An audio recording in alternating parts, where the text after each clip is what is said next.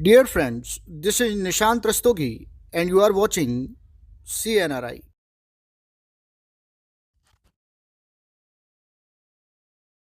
आइए अब इस क्वेश्चन को सॉल्व करते हैं।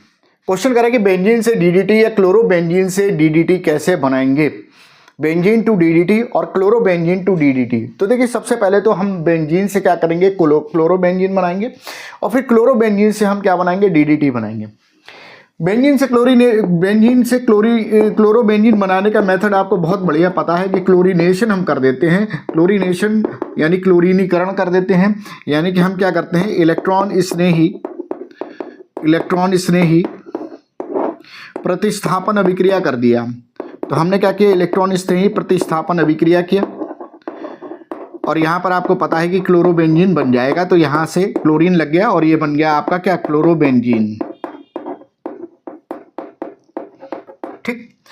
अब इस क्लोरोबेंजीन की हम क्या करते हैं, क्लोरल के साथ अभिक्रिया करा देते हैं। क्लोरल क्या होता है, तो क्लोरल जो होता है वो ट्राइक्लोरो एसीटेल्डिहाइड होता है। क्लोरल क्या होता है, तो क्लोरल जो है ये ट्राइक्लोरो एसीटेल्डिहाइड होता है, ट्राइक्लोरो एसीटेल्डिहाइड। ठीक। इसकी रिएक्शन हमने करा दी किसके साथ में, 2 मोल क्लोरोबेंजीन के साथ। तो देखो ये हाइड्रोजन है और यहाँ पर इसका पैरा हाइड्रोजन हमने दिखा दिया और ये क्लोरीन, और यहाँ पर ये हाइड्रोजन और ये यहाँ पर ये क्लोरीन लगा हुआ है। ठीक। अब हम यहाँ से क्या करते हैं, वाटर को रिलीज करते हैं। वाटर को रिलीज करने के लिए हम डिहाइड्रेटिंग एजेंट का यूज करते हैं और डिहाइड्रेटिंग एजेंट यानी कि जो जल को निकालता है और वो क्या होता है, कंसंट्रेट H2SO4। तो यहाँ से डिहाइड्रेटिंग एजेंट का यूज किया और आपको समझ में आ रहा है कि यहाँ से क्या होगा, ये जल निकल जाएगा, H2O निकल जाएगा। अब आपको समझ में आ रहा है कि CHO को जब आप लिखते हो तो यहाँ पर CH डबल बॉन्ड होता है। अब ये आप ऑक्सीजन हटा रहे हैं तो इसका मतलब एक बेंजीन रिंग यहाँ लग जाएगी, एक बेंजीन रिंग यहाँ लग जाएगी। तो जरा देखो क्या बन जाता है, तो बन गया जाके CCl3 बन गया, CH ऐसे का ऐसे आ गया। ठीक। अब इसके दो बॉन्ड में से एक ये क्लोरोबेंजीन इधर साइड लग गया और एक क्लोरोबेंजीन जो है वो इधर साइड लग गया। ठीक है ना। अब डीडीटी की फुल फॉर्म समझो। तो डीडीटी की फुल फॉर्म जो है वो क्या होती है, डाइक्लोरो डाइफिनाइल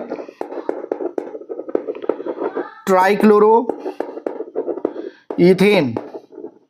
ठीक है ना। क्या होती है, डाइक्लोरो डाइफिनाइल। तो dichloro diphenyl trichloro ethane. Ethane कितने कार्बन है, 2 कार्बन है। ठीक है ना। तो डाइक्लोरो डाइफिनाइल ट्राइक्लोरो इथेन, कुल मिला के इस तरह से हम इस कंपाउंड को बना लेंगे। चलो भाई आगे क्या बात करते हैं, कह रहा कि फेरस सल्फेट से फेरिक सल्फेट बनाना है। तो भाई फेरस सल्फेट क्या है, तो फेरस सल्फेट FeSO4 बनाना क्या है, फेरिक सल्फेट बनाना है। तो फेरिक सल्फेट क्या है, Fe2SO4 होल थ्राइस। भाई तुमको याद आ रहा है कि फेरस जो होता है वो 2+ को कहते हैं और फेरिक जो होता है वो 3+ को कहते हैं। यानी कि फेरस से आपको फेरिक बनाना है। सीधी से आपको समझ में आ रहा है कि सर यहाँ ऑक्सीडेशन करना है, ऑक्सीकरण करना है। हम क्या करते हैं कि यहाँ पर H2SO4 लेते हैं और यहाँ पर साथ में हम H2O2 भी ले लेते हैं। ठीक है ना।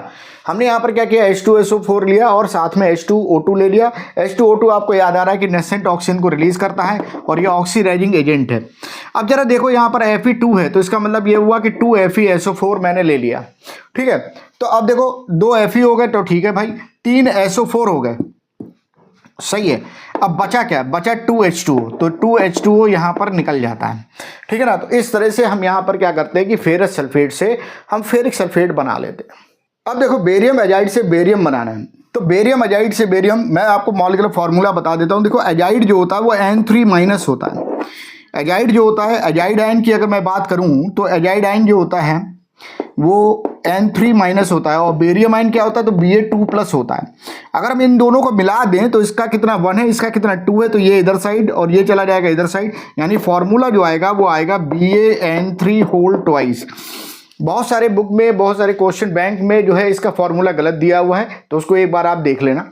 हमेशा ध्यान रखो कि अगर आपको प्योर नाइट्रोजन चाहिए तो प्योर नाइट्रोजन हमेशा आप एजाइड से बनाइए। काहे के लिए, कि भाई जब आप इसको हीट करोगे तो जो मेटल होगा वो क्या होगा, वो वहीं पर सॉलिड फॉर्म में रुक जाएगा और जो गैस होगी, नाइट्रोजन गैस होगी, बात समझे, वो नाइट्रोजन गैस निकल जाएगी। तो आपको एक शुद्ध और पवित्र नाइट्रोजन गैस जो है यहाँ से मिल जाएगी।